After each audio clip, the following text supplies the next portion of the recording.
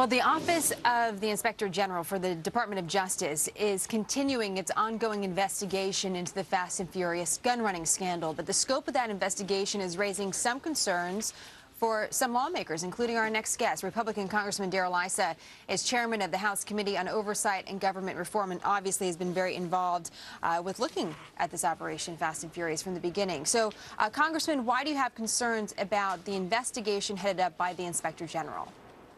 Well, from the beginning, this Inspector General has shown signs of working for the Attorney General rather than for the American people.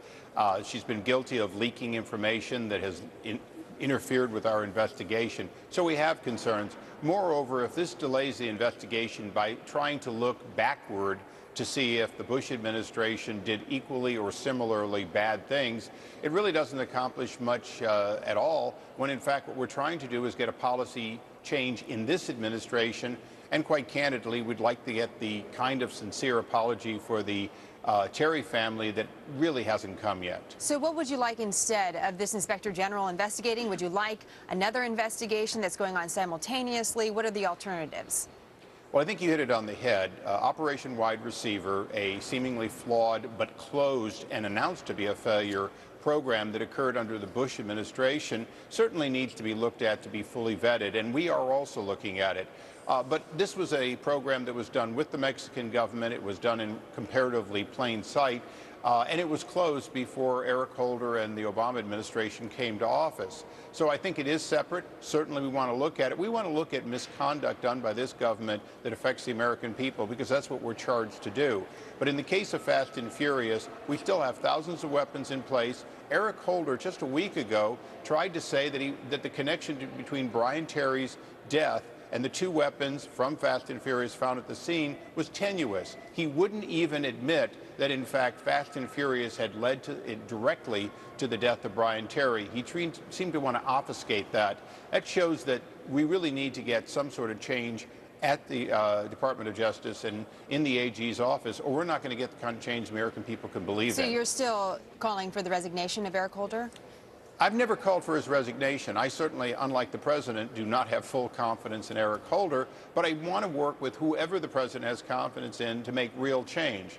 Yes, I believe Eric Holder should have taken responsibility for the failures on his watch, as Lanny Brewer to a certain extent has, and more importantly, he should have made a sincere apology to the Terry family for his actions, his Justice Department's actions leading to the death of their son or their cousin, you know, the various family members. He didn't do that, and I'm deeply disappointed for that, because that's the kind of change, the kind of sign of change that the American people can believe there's an admission that this was wrong and should never happen again. If I can play the other side, the American people also want a system that works. And that's the argument from the other side, is regardless of who you have in office, what Fast and Furious shows is a dysfunctional department, people not talking to each other, things happening that shouldn't be happening, and no one really held accountable for an operation that goes wrong. That's why some are suggesting you look back and you see a pattern going back to the Bush administration, and that's a systemic problem that still no one is really touching on. So how do we address that, Congressman? Well, I think, first of all, there are some big differences. We have, in our preliminary look at Operation Wide Receiver, we've determined that they were coordinating with the Mexican people. They tried to intercept weapons, allow them to walk, if you will, and then intercept them on the Mexican side of the border. And after failed attempts to coordinate that, they abandoned the program. Was it a failed program? Yes. Would I like to see this kind of loose attempt to follow weapons never done in the future? Of course. But it was very different. Under Fast and Furious, they refused to let the ambassador in Mexico City or their own agents in Mexico City know about it, much less the Mexican government.